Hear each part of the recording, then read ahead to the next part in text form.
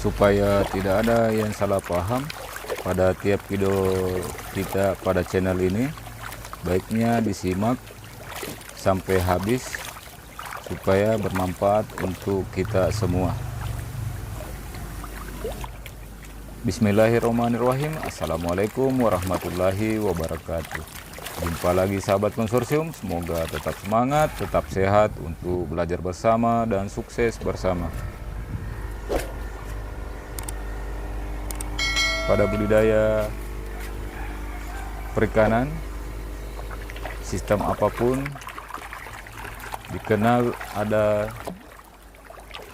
3 metode pemberian pakan yang akan kita bahas pada konten kita kali ini, di mana kami dari 3 metode yang ada setelah kita bawa ke sistem bioflok, budidaya ikan nila sistem bioflok, ternyata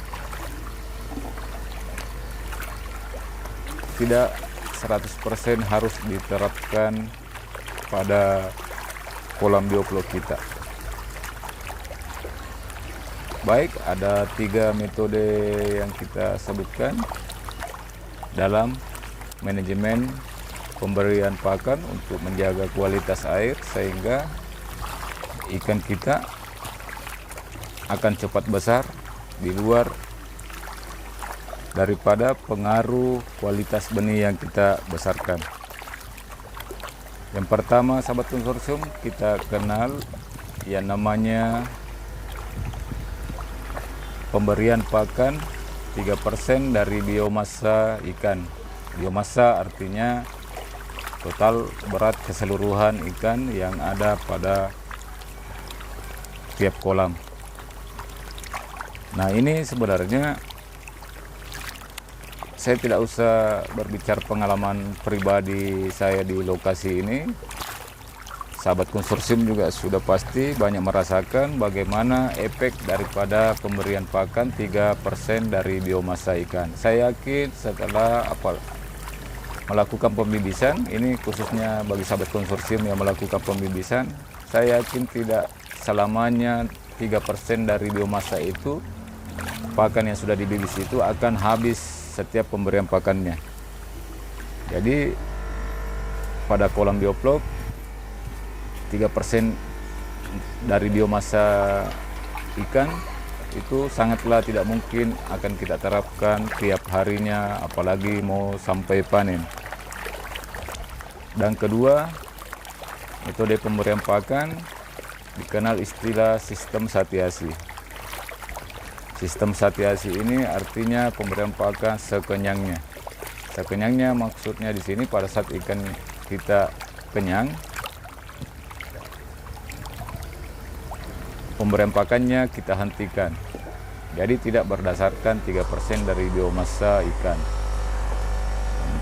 Jadi penentuannya tidak ada, kita tidak perlu melakukan penakaran dalam memberikan pakan. Dan ini pada budidaya ikan nila sistem bioflok bagi kita juga ini tidak harus 100% diterapkan pada budidaya ikan nila sistem bioflok yang ada di kolam kita ya.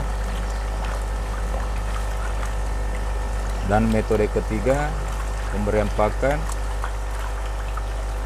dikenal istilah ad libitum. Berbeda dengan 3% dari biomasa dan sistem satiasi yang kita sebutkan di awal, bahwa metode pemberian pakan ad libitum itu cocoknya diperlakukan hanya untuk pada saat kita melakukan pendederan atau pembenihan sehingga benih kita cepat masuk pada kolam pembesaran. Jadi ad libitum itu di atas daripada 3% dari biomasa. Maksudnya karena pada saat kita melakukan pembenihan, pakan harus selalu tersedia pada kolam kita supaya benih kita tercukupi nutrisinya sehingga cepat bertumbuh dan masuk pada kolam pembesaran. Nah, 3 metode ini tadi bagi kita di sini tidak berlaku kecuali nomor 2 ya, yaitu sistem Satyasi, metode Satyasi. Adapun sistem Satyasi yang kita pakai tidak 100% kita adopsi masuk pada kolam bioblok kita. Alasannya karena ternyata bahwa Satyasi atau sekenyangnya, kita kembali kepada definisi bioblok bahwa ada bioblok pada media aquaculture kita. Artinya selalu tersedia pakan di air kolam kita ya. Makanya pemberiannya tidak harus sampai benar-benar kenyang. Tapi Satyasi hanya 80% kenyang. Adapun mengenai bagaimana kita menakar 80% kenyang itu, bagi saya kita semua hanya perlu melakukan pengulangan-pengulangan sehingga bisa memahami ikan kita dan bakteri-bakteri yang kita kultur supaya kualitas air tetap terjaga sehingga ikan kita cepat masuk di pasaran.